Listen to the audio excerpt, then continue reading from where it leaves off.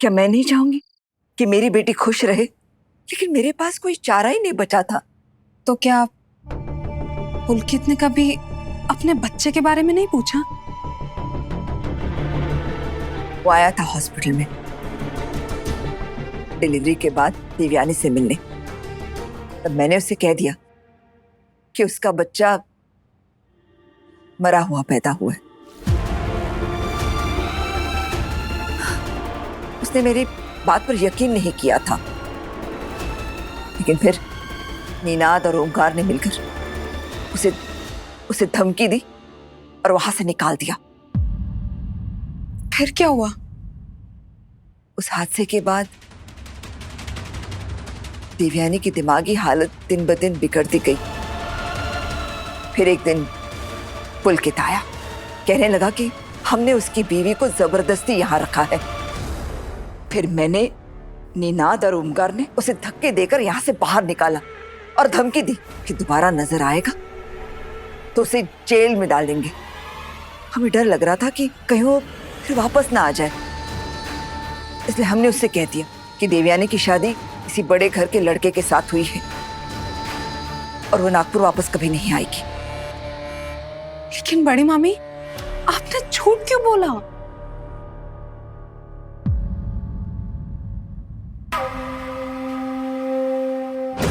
क्योंकि चौहान खानदान की इकलौती बेटी एक नौकर के बेटे के साथ अपनी जिंदगी कैसे बिता सकती थी? समाज में क्या मुंह दिखाते हम? लेकिन बड़ी मामी, आपको पता है कि अब देवीताई का बच्चा कहाँ है? नहीं, मुझे तो ये भी नहीं पता कि वो लड़का था या लड़की।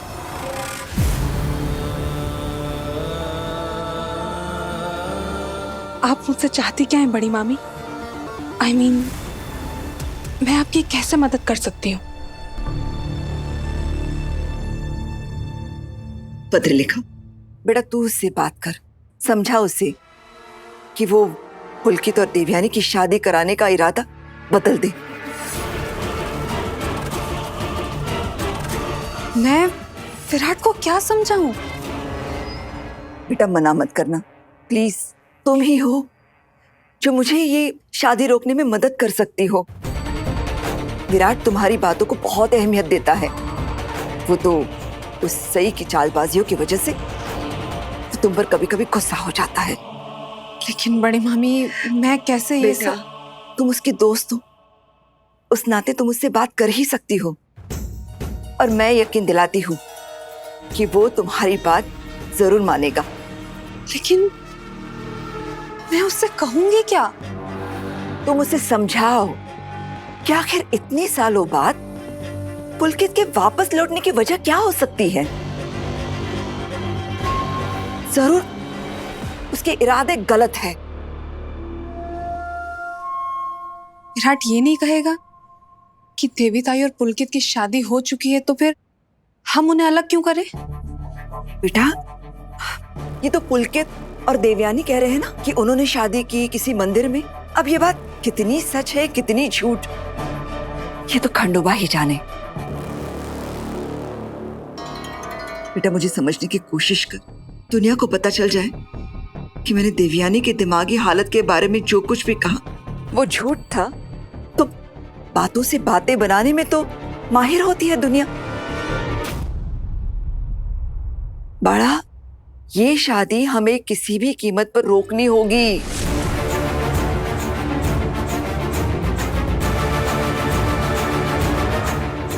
वरना देवयानी के अतीत का दाग हमारे परिवार के दामन को हमेशा हमेशा के लिए मैला कर देगा। भले ही वो पुलकित अभी बड़ा डॉक्टर बन गया हो, प्रोफेसर बन गया हो, लेकिन था तो हमारे घर का नौकर ही ना। मेरी नजरों में वो हमेशा नौकर ही रहेगा। बेटा तू विराट से बात करके ये अनर्थ होने से रोक ले।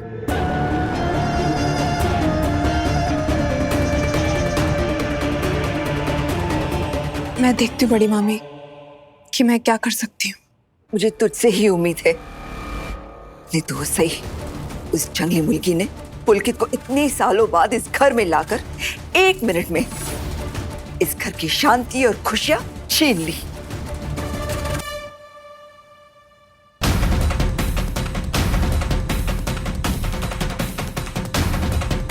क्या बाकी दीदी, इतनी बड़ी लिखी होने के बावजूद भी आपको इतना भी नहीं पता कि किसी के पीठ पीछे उसकी बुराई नहीं करते।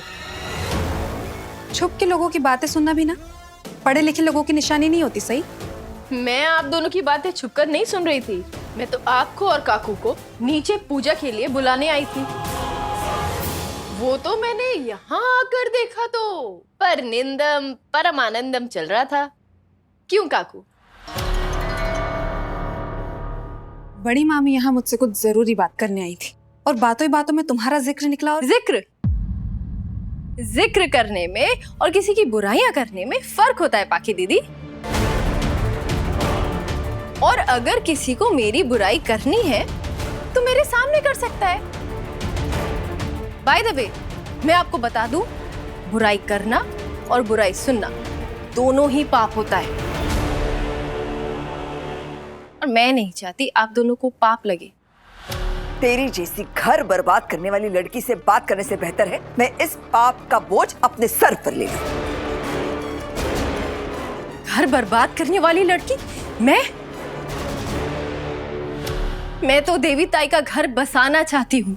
उनकी खुशियां उन्हें लौटाना चाहती हूँ, वो खुशियां जो आपने छीन ली थी काकू।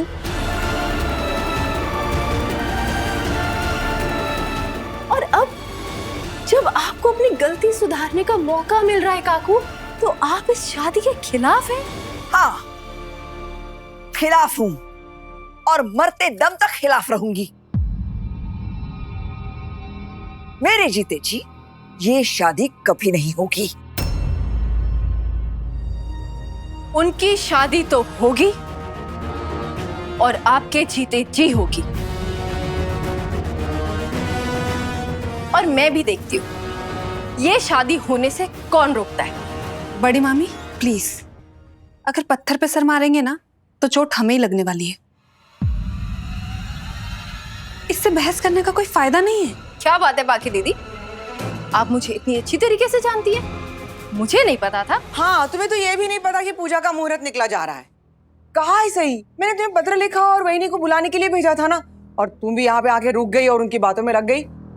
सॉरी आई, मैं यहाँ बुलाने तो आई थी काकू को और बाकी दीदी को, लेकिन यहाँ ये लोग इतनी अच्छी बातें कर रहे थे कि मैंने सोचा इन्हीं को ज्वाइन कर लेती हूँ।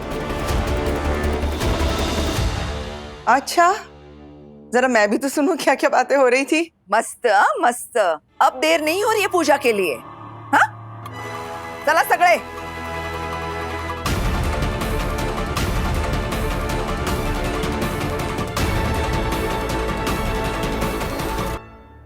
अरे, आप लोग सब खड़े क्यों हैं? बैठो, तुम भी बैठो। पत्र लिखा?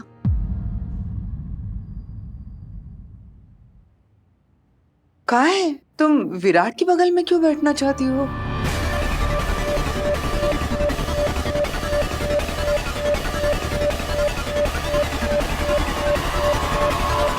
आज रात को तुम और विराट साथ में बैठकर भगवान शिव जी की सच्ची दिल से आराधना करो, मंत्र जाप करो। मैं चाहती हूँ कि तुम विराट को डील से नहीं,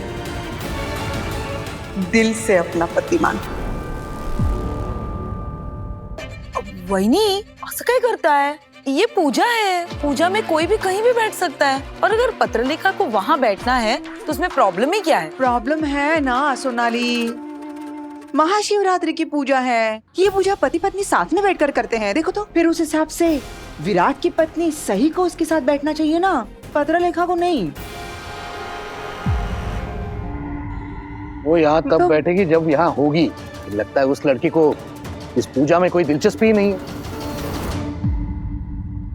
मस्त मस्त, मुझे पूजा के लिए यहाँ बुलाने आई थी। अब जब सारे सदस्य यहाँ पर मौजूद है तो वो खुद गायब है। कहाँ है तुम्हारी बहू? ये मैं आऊं काकू? घर के सारे सदस्य अब आए हैं।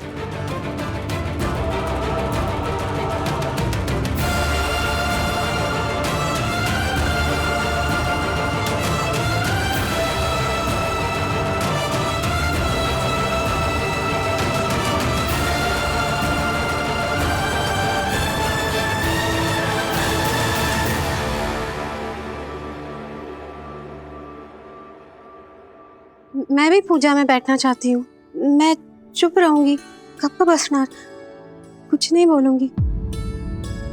आई आई प्लीज, मैं भी।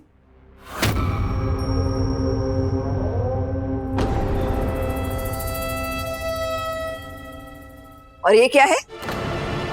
पुलकित के सामने भी तो इसे दुल्हन की तरह सजा कर ले आई थी, और अभी पूजा के लिए ले आई है। हो काकू, बिल्कुल। महाशिवरात्रि के दिन आज महादेव ने ताई को उनकी खुशियां लौटा दी हैं। वो खुशियां जिनका वो बरसों से इंतजार कर रही थी। महादेव ने जब खुद ताई को अपना आशीर्वाद दिया है, तो आप इन्हें पूजा में बैठने से रोकने वाली कौन होती हैं?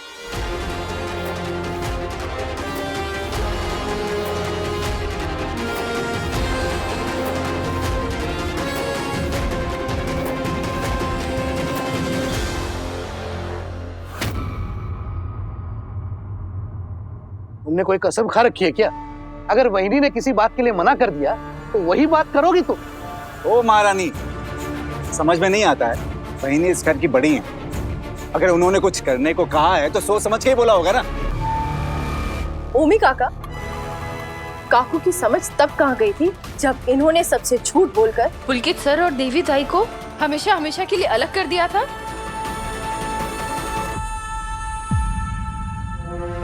लेकिन आज महाशिवरात्रि के दिन महादेव ने खुद पुलकित सर को मुझसे मंदिर में मिलवा दिया। ये महादेव की ही मर्जी है कि उन्होंने आज महाशिवरात्रि के शुभ दिन पर दो प्यार करने वालों को मिलवा दिया, और महादेव के आशीर्वाद से ही इन दोनों की दोबारा शादी भी होगी।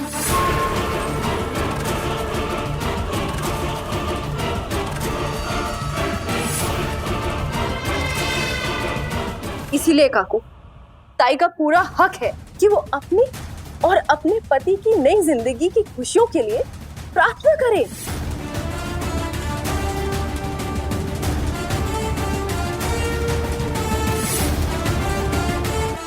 तुम इतना यकीन के साथ कैसे कह सकती हो सही कि पुलकित और देवी ताई की शादी पहले भी हो चुकी है? बाकी दीदी, देवी ताई ने सबके सामने बोला कि उन्हें याद आ गया उनकी और पुलकित सर की शादी हुई थी, मंदिर में दोनों ने फेरे लिए थे। बात वो नहीं है ना सही कि उसमें लेखा वही नीनाथ, अगर देवयानी पूजा में बैठना चाहती है तो कौन सा बड़ा पहाड़ टूट पड़ा, बैठने दीजिए ना। बस, तुम्हारी राय किसी ने पूछी नहीं है यहाँ। लेकिन बाबा, सही ने इसमें क्या गलत कहा है? अगर देवी ताई हमारे साथ बैठकर पूजा करना चाहती है तो इसमें मुझे कुछ गलत तो नजर नहीं आ रहा। तुम्हें सही की कही किसी भी बात में कुछ गलत कहाँ नजर आता है विराट?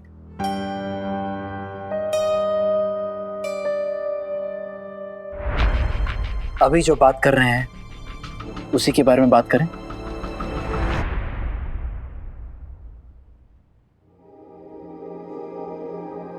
देवी ताई इस घर की सदस्य हैं और हम सब की तरह वो भी इस पूजा में हिस्सा लेंगी।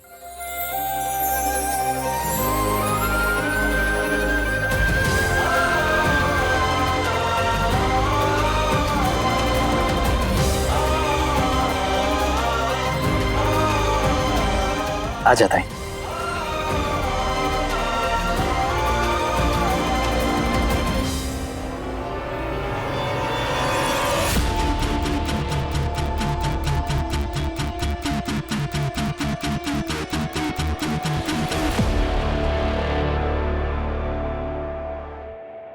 ताई, आप किसी से भी डरिए मत। विराट सर और मैं है ना आपके साथ, सब लोग मिल के पूजा करेंगे। हाँ?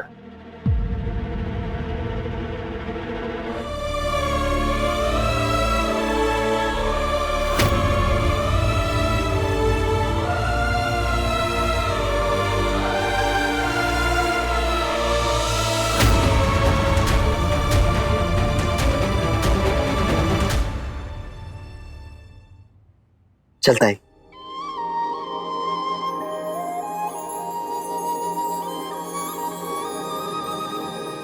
आओ ताई, हमारे साथ बीच में बैठिए। सही बीरू, मैं तुम दोनों के बीच में नहीं बैठूंगी। क्यों ताई? क्योंकि आज की पूजा में पति पत्नी साथ में बैठते हैं ना, और तूने तो मुझे मेरे पति से मिलाया, तो फिर मैं तुझे तेरे पति से कैसे दूर करूं?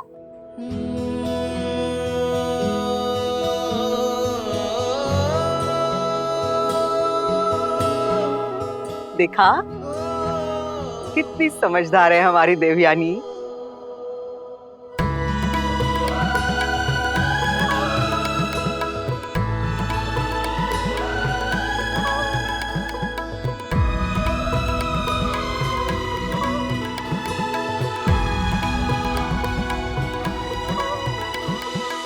पत्र लिखा,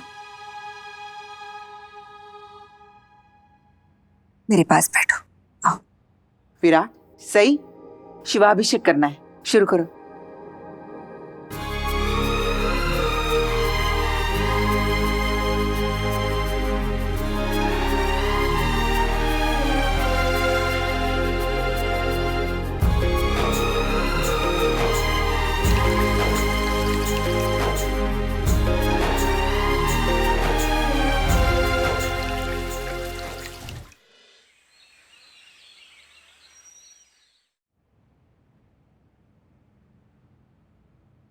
विराट सर, ये लीजिए प्रसाद, फ्रूट्स और गरम गरम पोहा। चलिए व्रत खोल लीजिए। तुमने अपना व्रत खोल लिया? मैंने? लीजिए, खोल लिया। मैंने भी।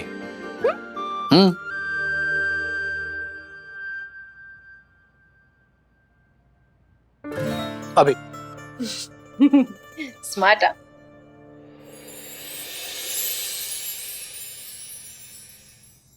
थैंक यू सही। किस लिए? ना मैंने, ना इस घर में किसी और ने ताई के लिए वो की है जो आज तुमने की है। उसके लिए थैंक यू।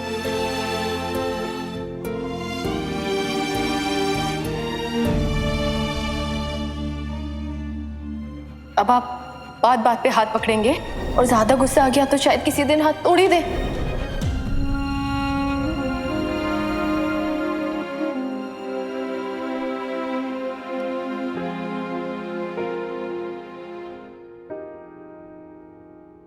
अच्छी बातों पे हाथ पकड़ सकते हैं, ऐसी भी मनाही नहीं है।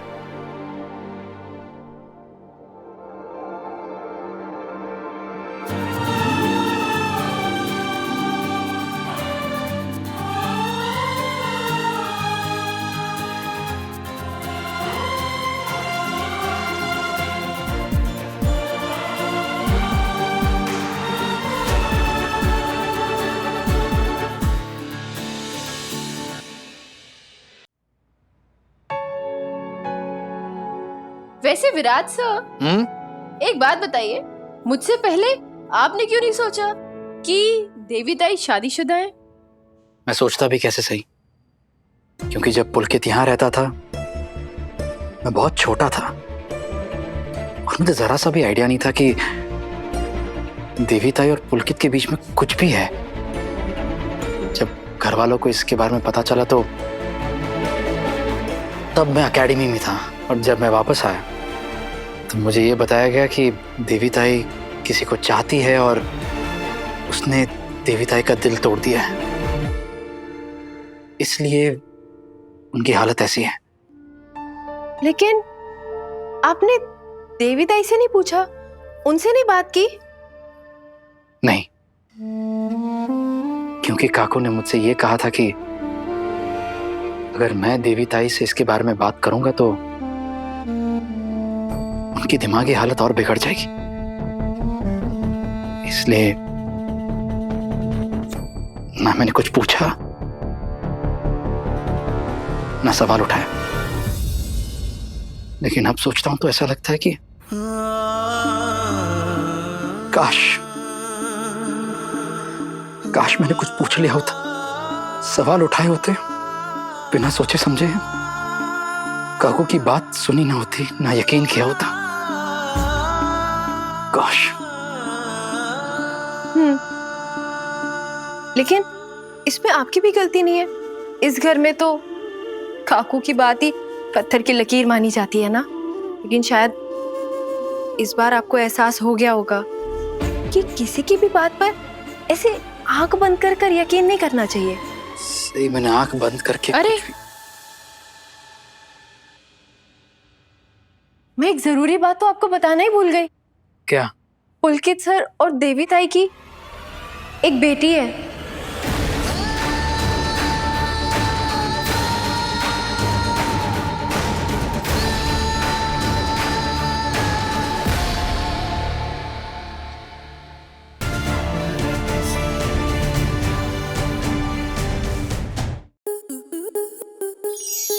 आपके मनोरंजन पर अब नहीं लगेगा कोई ब्रेक।